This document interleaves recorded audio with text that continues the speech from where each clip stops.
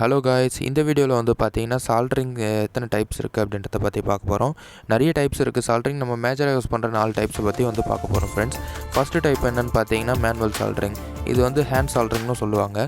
இது வந்து பார்த்திங்கன்னா எதுக்காக யூஸ் பண்ணுவோன்னா, பிசிபியில் வந்து நம்ம மேனுவலாக இப்போ வந்து ஒரு ரெசிஸ்டர் இல்லைனா கெப்பாசிட்டர், ஒரு கனெக்டர் அந்த மாதிரி எல்லாம் ஐசிஸ் வந்து வச்சு நம்ம சால்ட்ரிங் வந்து மேனுவலாக பண்ணுவோம். இது வந்து பார்த்திங்கன்னா ரிப்பேர் அண்ட் ரீஒர்க்குக்கு வந்து அதிகமாக யூஸ் பண்ணுவாங்க.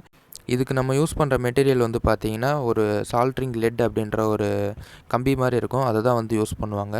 அடுத்த டைப் வந்து பார்த்திங்கன்னா வேவ் சால்ட்ரிங். இது வந்து பார்த்திங்கன்னா ஃபுல்லி வந்து இண்டஸ்ட்ரி பர்பஸ்க்கு வந்து யூஸ் பண்ணுவாங்க ஃப்ரெண்ட்ஸ். இது வந்து பார்த்திங்கன்னா பிசிபியில் எல்லா காம்பனண்ட்டுமே வந்து அசம்பிள் பண்ணிவிட்டு அதை வந்து பார்த்திங்கன்னா சால்ட்ரிங் பாத் இருக்கும், அதில் வந்து டிப் பண்ணி எடுப்பாங்க ஃப்ரெண்ட்ஸ். இதுதான் வந்து பார்த்திங்கன்னா வேவ் சால்ட்ரிங். அடுத்த டைப் வந்து பார்த்திங்கன்னா ரீஃப்ளோ சால்ட்ரிங். இது வந்து எஸ்எம்டி காம்பனண்ட்லாம் பிசிபியில் மவுண்ட் பண்ணுறதுக்கு யூஸ் பண்ணுவாங்க. இதுவும் ஃபுல்லாக வந்து பார்த்திங்கன்னா இண்டஸ்ட்ரியல் பர்பஸ்க்கு தான். இந்த சால்ட்ரிங் வந்து பார்த்திங்கன்னா ரீஃப்ளோ ஓவன் யூஸ் பண்ணுவாங்க. ஃபஸ்ட்டு பிரிண்டர் ஒயரிங் போர்டில் வந்து பார்த்திங்கன்னா அந்த சால்ட்ரிங் பேஸ்ட்டை பிரிண்ட் பண்ணிவிட்டு காம்பனண்ட்டையும் ப்ளேஸ் பண்ணிவிடுவாங்க.